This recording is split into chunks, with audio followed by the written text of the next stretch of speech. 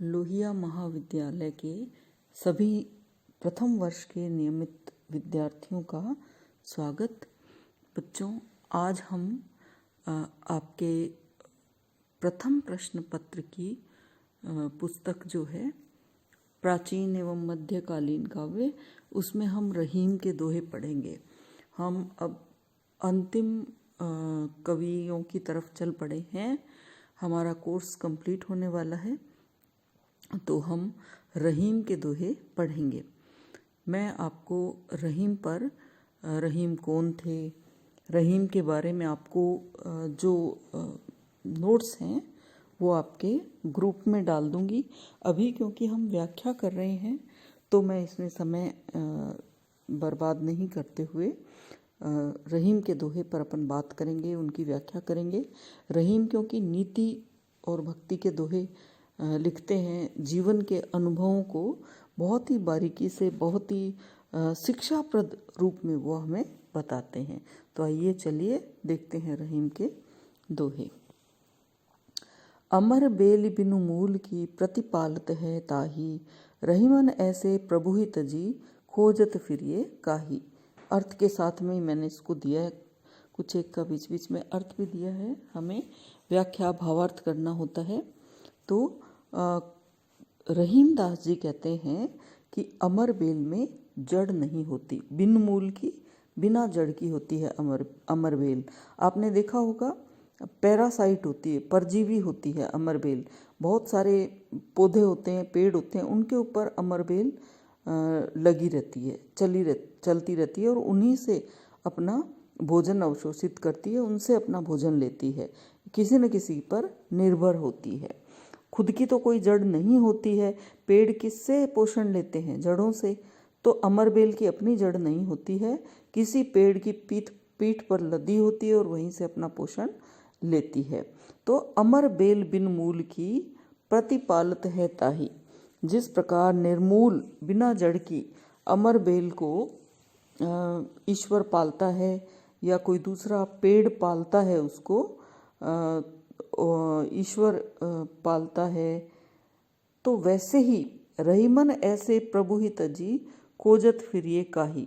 मनुष्य को आगाह करते हुए रहीम कवि कहते हैं कि ऐसे ईश्वर को त्याग करके आप दूसरे किसी को खोजते फिरते हो कि भाई हम ज्ञान की तलाश में हैं, ईश्वर की तलाश में हैं, है ना। तो कहने का अभिप्राय क्या है, इसका भावार्थ क्या निकलता है बच्चों, कि अमर बेल बिना जड़ की होके भी उसको कोई ना कोई तो पाल ही देता है ना। भगवान भरोसे है वो।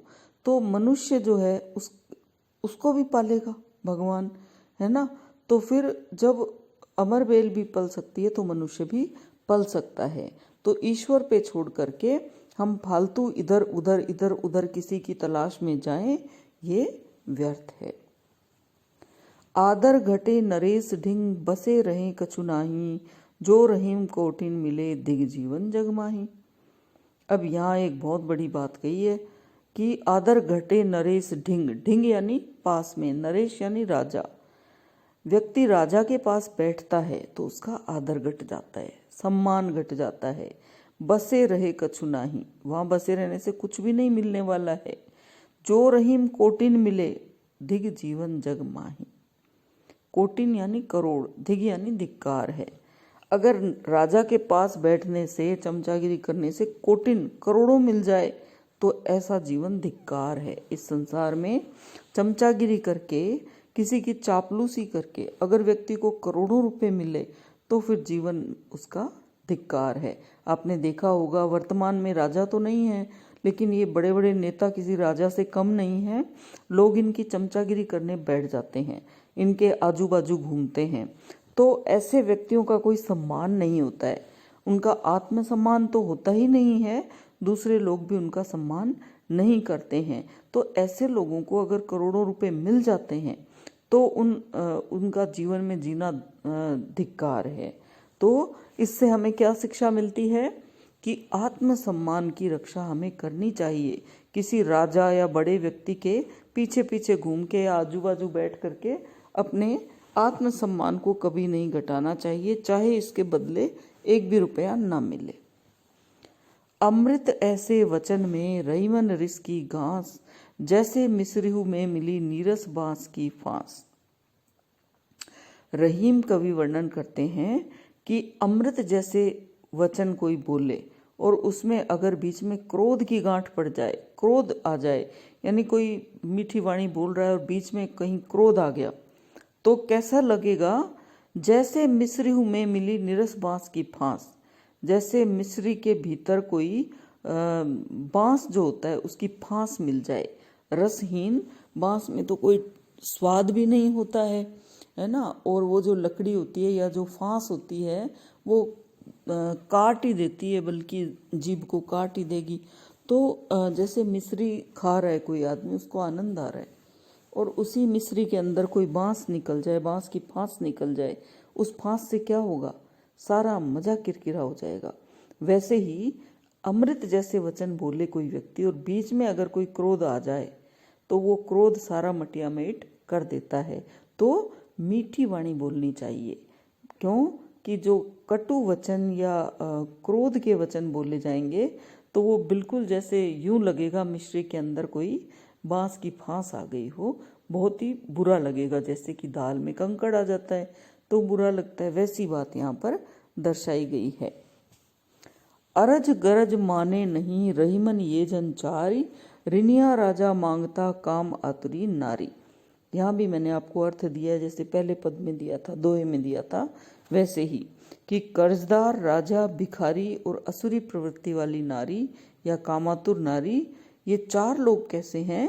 किसी की प्रार्थना सुनते हैं न किसी की गर्जना नहीं, मतलब इसको कहना चाहिए गरज जो होती है ना, किसी को अगर कोई चीज़ की ज़रूरत हो तो उसको मानते नहीं है। किसी की जिसको कह देना चाहिए कि बेबसी होती है तो इसको वो नहीं समझ सकते हैं। अब इसको अपन समझते हैं, इसका जो भावार्थ है वो देखते हैं। अरज गरज माने नहीं, अगर कि कोई प्रार्थना कर रहा है, अर्ज यानी प्रार्थना, गरज यानी जरूरत, विवशता, मजबूरी, कुछ भी समझ लो। चार लोग ये चीज़ों को नहीं मानते हैं। चार लोग इस संसार में ऐसे हैं, ना तो किसी की अर्ज यानी प्रार्थना, रिक्वेस्ट, गरज यानी विवशता, मजबूरी, इन सबको नहीं मानते हैं। ऋणिया, एक तो ऋणी व्यक्ति जिस पर कर्ज बढ़ा हुआ है, जो व्यक्ति कर्जदार है, और एक राजा राजा जो है वो भी किसी की नहीं मानता है, कर्जदार जो है वो भी किसी की नहीं मानता है, और मंगता यानी भिखारी, जो भिखारी होता है वो भी किसी की सुनता नहीं है। काम आतुरी नारी, और जो कामुक स्त्री होती है वो भी किसी की ना तो मजबूरी समझती है और ना किसी की प्रार्थना सुनती है। राजा भी किसी की प्रार्थना नहीं सुनता और ना ही उसकी विवशता जानता है, और मांगने वाला है वो भी मांगने लग जाता है, ना किसी की प्रार्थना का असर होता है ना किसी की विवशता को समझता है।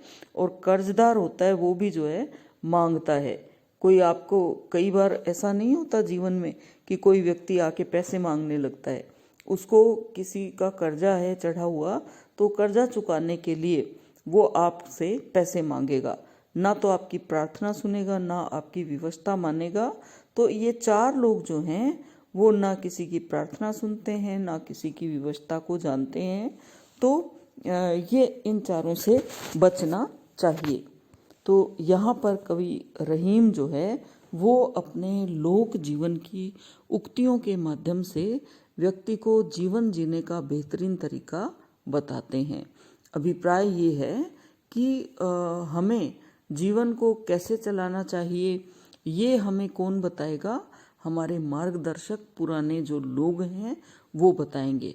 तो रहीम ने अपने इन पदों के माध्यम से बहुत सारे अपने ज्ञान को प्रकट किया है ताकि हम अपने जीवन को बेहतरीन बना सकें।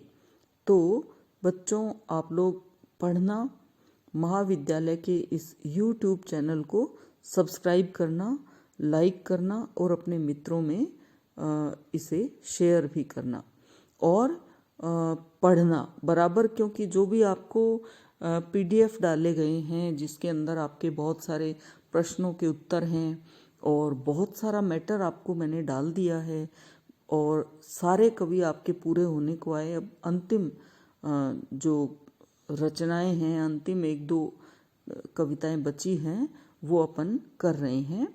तो आप लोग घर पे बैठ कर के पढ़ें और जब तक महाविद्यालय नहीं खुलते हैं तब तक आप पढ़ें, और जब महाविद्यालय खुल जाएं तो आप लोग हमें जो समझ नहीं आया वो पूछें।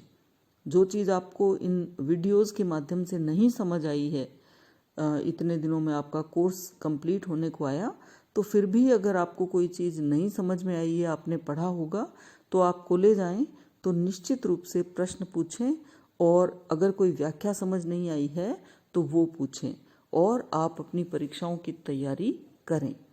धन्यवाद मुझे सुनने के लिए।